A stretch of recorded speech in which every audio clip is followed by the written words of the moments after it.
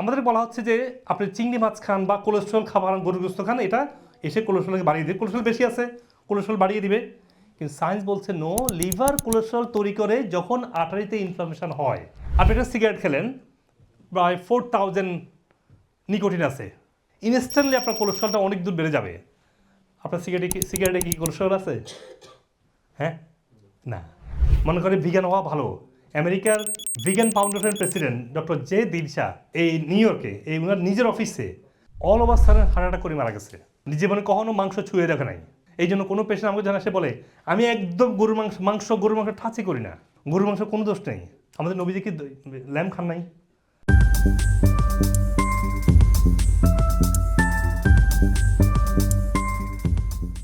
আসসালামু আলাইকুম রহমতুল্লাহ। আমার দীর্ঘ 12 বছরের যে ক্লিনিক্যাল এক্সপেরিয়েন্স থেকে দেওয়া যে গাইডলাইনগুলো আপনাকে দিচ্ছি, এই ধরনের স্বাস্থ্য গাইডলাইনগুলো যদি আপনি আরো পেতে চান, দয়া করে সাবস্ক্রাইব করে কমেন্ট সেকশনে এসে আপনার প্রশ্নটা লিখুন।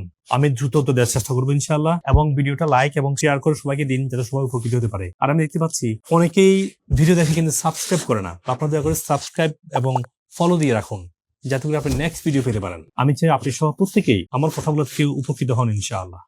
কোলেস্টেরল তো হচ্ছে এটা একটা প্রোটিন, মনে রাখবেন। কোলেস্টেরলটা কিন্তু আমরা ফ্যাট মনে করছি না।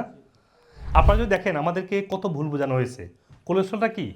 দুইটা কোলেস্টেরল না, একটা এলডিএল লো ডেন্সিটি লাইপোপ্রোটিন, আর হচ্ছে হাই ডেন্সিটি লাইপোপ্রোটিন। যদি হাই ডেন্সিটি হয় এটাকে ভালো বলা হচ্ছে, কারণ এটা আমাদের শরীর থেকে অপ্রয়োজনীয় জন্য কোলেস্টেরলটা শরীর থেকে নিয়ে বের করে দেয়, বা লিভারে নিয়ে যায় বা শরীর থেকে বের করে দেয়। আর লো ডেন্সিটি লাইপোপ্রোটিন যেটা হচ্ছে এলডিএল বা ক্ষতিকর বলা হচ্ছে, কারণ এটা আর্টারিতে কোলেস্টেরলটাকে নিয়ে আসে, তাহলে এটা ক্ষতিকর বলা হচ্ছে। এই আধুনিক সায়েন্স বলতে এটা বেটার কোলেস্টেরল। ভেরি কনফিউজিং না কথাটা? ব্যাডটাকে বেটার কেমনে বললো এখন? যেটা হচ্ছে সেটা হলো আমাদের বলা হচ্ছে যে আপনি চিংড়ি মাছ খান বা কোলেস্ট্রল খাবার গরুর গোস্ত খান, এটা এসে কোলেস্ট্রলকে বাড়িয়ে দিবে, কোলেস্ট্রল বেশি আছে কোলেস্ট্রল বাড়িয়ে দিবে। কিন্তু সায়েন্স বলছে নো, লিভার কোলেস্ট্রল তৈরি করে যখন আর্টারিতে ইনফ্লামেশন হয়। আপনি একটা সিগারেট খেলেন, প্রায় 4000 নিকোটিন আছে, ইনস্ট্যান্টলি আপনার কোলেস্ট্রলটা অনেক দূর বেড়ে যাবে। আপনার সিগারেটে কি কোলেস্ট্রল আছে? হ্যাঁ, না। গ্রিকের একটা এই দ্বীপ আছে, নাম হলো ক্রিট। তো ওই ক্রিটে কোনোদিন কোনো মানুষের কোলেস্ট্রল বাড়ে নাই। তখন বিজ্ঞানী গবেষণা শুরু করলো, কি রে, ক্রিট একটা দ্বীপ, এখানে কারো কোনো কোলেস্ট্রল নাই এই দ্বীপ রাষ্ট্রে, এই দ্বীপ এলাকায়। তারা কি খায়? তার ধরে ধরে বিশাল বিশাল লবস্টার, বিশাল বিশাল চিংড়ি খায়। তারা মানে রেড মিট ধরে ধরে খায়। তারা তো একদম ফ্রেশ খাবার খায়। তারা দেখেন না কোলেস্ট্রল খাবার কোনটা, দেখেন না নন কোলেস্ট্রল কোনটা। তাদের কেমিস্ট্রিয়ান ড্রাগ খায় না। তার মানে কোলেস্ট্রল বাড়তেছে না আপনার ওই বেশি চিংড়ি খেলে বা বেশি মাংস খেলে। কোলেস্ট্রল বাড়তেছে আপনার যদি প্রসেস খাবারের ইনফ্লামেশনের কারণে যে আর্টারিতে যে ড্যামেজ হয়, লিভার তৈরি করে সেই ড্যামেজটাকে কমানোর জন্য, যেটাকে আমরা বলছি এলডিএল। তাহলে আপনার কোলেস্ট্রল তখনই কমবে যখন আপনি প্রসেস খাবার বাদ দেবেন, শরীরে ইনফ্লামেশনটা কমবে। আপনার শরীরে আপনি এনাফ অ্যান্টি ইনফ্লামেটরি খাবার কোনগুলো, শাক সবজি ফলমূল খাবেন, আপনার কোলেস্ট্রলটা কমে যাবে, কারণ লিভার আর তৈরি করতে হবে না। মনে রাখবেন, যারাই মনে করে ভিগান হওয়া ভালো, আমেরিকার ভিগান ফাউন্ডেশনের প্রেসিডেন্ট ডক্টর জে দিলশা এই নিউ ইয়র্কে এই ওনার নিজের অফিসে all over sudden heart attack করে মারা গেছে। জীবনে কখনো মাংস ছুঁয়ে দেখে নাই। এই জন্য কোনো পেশেন্ট আমাকে জানা সে বলে আমি একদম গরুর মাংস টাচই করি না। গরুর মাংস কোনো দোষ নেই। আমাদের নবীজি কি ল্যাম্ব খান নাই? আপনি যদি সায়েন্স যদি বিশ্বাস না করেন, আপনি নবীজির দিকে ফিরে যাবেন, তাহলে আপনাকে আরও ক্লিয়ার হবেন।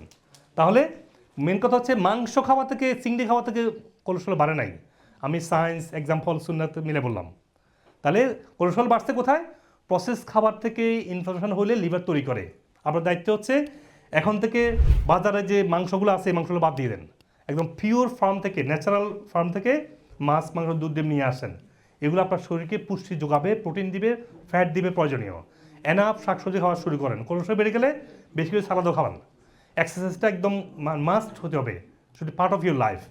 দেখবেন আপনার ডাক্তার বলছেন আপনার কোলেস্ট্রল নর্মাল লাগবে না। আপনি যদি আমার ভিডিও থেকে উপকৃত হন, তাহলে আমাদের চ্যানেলের অন্যান্য ভিডিওগুলো দেখে নিন। অনুগ্রহ করে লাইক, কমেন্ট এবং শেয়ার করে দিন, যাতে আপনার আত্মীয়স্বজন এবং পরিচিতজন উপকৃত হতে পারেন। আর চ্যানেলটি সাবস্ক্রাইব করে নোটিফিকেশন অন রাখুন, যাতে ভবিষ্যতে কোনো গুরুত্বপূর্ণ ভিডিও আপনি মিস না করেন। আপনার স্বাস্থ্য বিষয়ে কোনো প্রশ্ন থাকলে কমেন্টে অথবা মেসেজ করুন, আমরা যথাসাধ্য উত্তর দেওয়ার চেষ্টা করব ইনশাআল্লাহ। আর আপনার সুস্থতার জন্য আমাদের ওয়েবসাইটে রোগভিত্তিক বান্ডেল সাজানো হয়েছে, যাতে আপনি সহজেই আপনার প্রয়োজন অনুযায়ী সঠিক সাপ্লিমেন্ট সিলেক্ট করতে পারেন। বিশ্বের যে কোনো প্রান্ত থেকেই এই সাপ্লিমেন্ট নিতে পারেন, যা কুরিয়ারের মাধ্যমে সহজেই আপনার কাছে পৌঁছে যাবে ইনশাআল্লাহ। আমাদের ভিডিও গাইডলাইন এবং ওয়েলনেস সার্ভিসের মাধ্যমে হাজার হাজার মানুষ বিভিন্ন রোগ থেকে সুস্থ হয়েছে আলহামদুলিল্লাহ। আর আমার দীর্ঘদিনের ন্যাচারাল ইন্ডিকেটিভ এবং ওয়েলনেস প্রশিক্ষিত মেডিকেল ডাক্তারগণ আপনার রোগের মূল কারণ চিহ্নিত করে সঠিক চিকিৎসা প্রদান করছেন। আপনি পৃথিবীর যে কোনো প্রান্ত থেকে বাংলাদেশে বা আমেরিকাতে অনলাইনে বা সরাসরি ডক্টর কনসাল্ট করতে পারেন। প্রতিটি ভিডিও ডেসক্রিপশনে সকল ক্লিনিকের ফোন নাম্বার এবং রোগভিত্তিক প্রয়োজনীয় রিসার্চ আর্টিকেল লিঙ্ক দেওয়া আছে, যাতে আপনি ইন্টিগ্রেটিভ চিকিৎসার আধুনিক গবেষণালব্ধ তথ্য সহজে পেতে পারেন। সবাইকে সুস্থ জীবন উপভোগ করার আমন্ত্রণ। আমার এমন অবস্থা হয়ে গেছিল যে আমার জীবনে বাঁচার আশা ছেড়ে দিচ্ছে। ওষুধ খাইলে যদি রোগ ভালো না হয়, কোনো কিছুই ভালো লাগে না। তখন মাথায় দেখা যায়, মাথার ভিতরে দিয়ে ঘাও পুরা শরীরে হয়ে গেছিল। আল্লাহর রহমতে এখন আমার মোটামুটি শরীর থেকে চলেই গেছে, একেবারে সম্পূর্ণই ভালো। এখন যে অবস্থা আছি, একটা বাঁচার আশা পাইতেছি। নুরুল আলম ভাই, আপনার ডায়াবেটিস কবে থেকে? আপনার আমার 6 বছর। কেমন ডায়াবেটিস ছিল?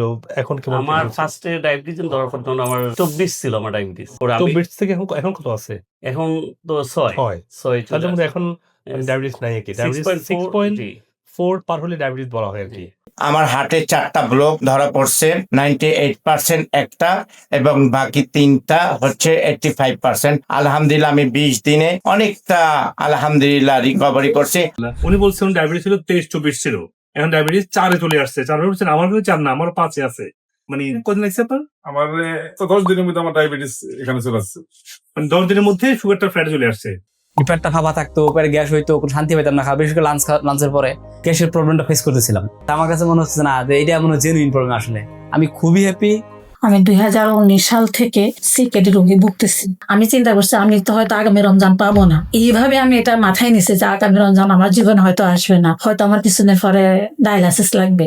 তো যে আমি আজকে আসলে গতদিন যে আমি এই সাকসেসটা দেখবো ইনশাল্লাহ, এখন আমার মরে গেলে আর কোনো আফসোস নাই। 27 তারিখ আমি পরীক্ষা করি, ওরে দেখে অবিশ্বাস্য। আমার মানে কি বলবো, এত খুশি যে আমার জিএফআর 43 থেকে 59।